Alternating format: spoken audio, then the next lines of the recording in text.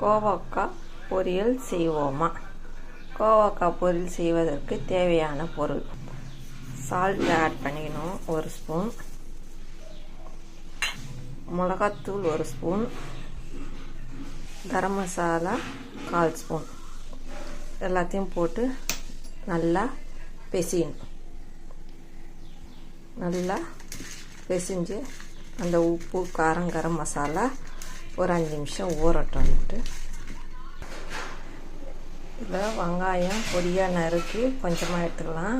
கோவக்காய்க்கு அதில் கொஞ்சமாக பெருங்காயம் ஆட் பண்ணிக்கலாம். இப்போ கடாய் வச்சு ஒரு 2 ஸ்பூன் எண்ணெய் ஊற்றி கடுகு போடலாம். இப்போ கடுகு போட்டுட்டு பொரிஞ்சதும் வெங்காயம் போடலாம். இப்போ வெங்காயம் ஆட் பண்ணிக்கலாம். கொஞ்சமாக போட்டு நல்லா வதக்கணும்.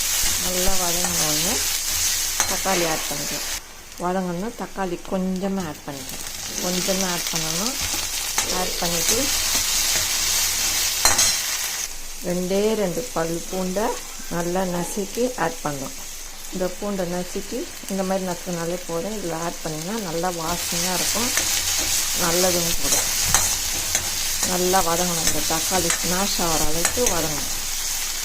வதங்கட்டும். அப்புறம் கோவக்காய் சேர்க்கணும். இப்போ தக்காளி நல்லா வதங்கிச்சு பாருங்கள். இப்போது இந்த கோவக்காய் உப்பு, மிளகாத்தூள், கரம் மசாலா எல்லாம் சேர்த்துட்டோம். அதனால் இதில் அப்படியே ஆட் பண்ணிட்டோம். ஆட் பண்ணிவிட்டு நல்லா வதக்கிட்டு ஸ்லோவில் வச்சு மூடிட்டா நல்லா வெந்த உடனே ஃப்ரை ஆகிடும். ஃப்ரை ஆனோடனே நான் காமிக்கிறேன். இந்த கோவக்காய் உடம்புக்கு அவ்வளவு நல்லது. கோவக்காய் அடிக்கடிக்கு சேர்த்துக்கணும். இந்த கோவக்காய் வேகிறதுக்கு கொஞ்சமாக அரிசி கழுவின தண்ணியை ஆட் பண்ணி அரிசி கழுஞ்ச தண்ணி யூஸ் பண்ணுங்க, உடம்பும் நல்லது. இதில் ஆட் பண்ணி வேக வச்சோடனே அப்புறம் முறுன்னு ஆக்கலாம். வேகிறதுக்கு நல்லா கலக்கி விட்டுட்டு ஒரு மூடி போட்டு மூடிடணும். அப்போ தான் நல்லா வேகும். வெந்த உடனே நான் காமிக்கிறேன். மூடியை திறந்து ஒரு வாட்டி கலரி விடும். கலந்தா தான் அந்த காரம் நல்லா இறங்கும். இந்த மாதிரி கோவக்காவை கட் பண்ணணும். இந்த மாதிரி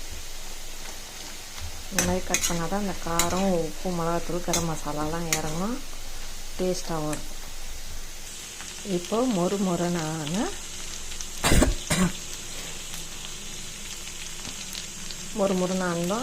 இந்த அரிசி மாவும் கடல மாவும் இதில் தூவிட்டால் இன்னும் டேஸ்ட்டாக தூவிக்கணும்.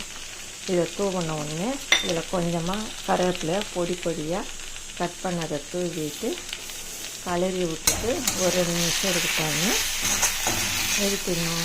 மொறுனான காளான் ரெடி ஆயிடுச்சு.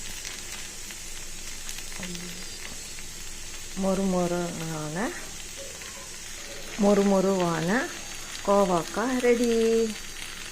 இந்த வீடியோ பிடிச்சிருந்தால் லைக் பண்ணுங்கள், ஷேர் பண்ணுங்கள், சப்ஸ்கிரைப் பண்ணுங்கள். Tata, bye bye. நாளை சந்திப்போம்.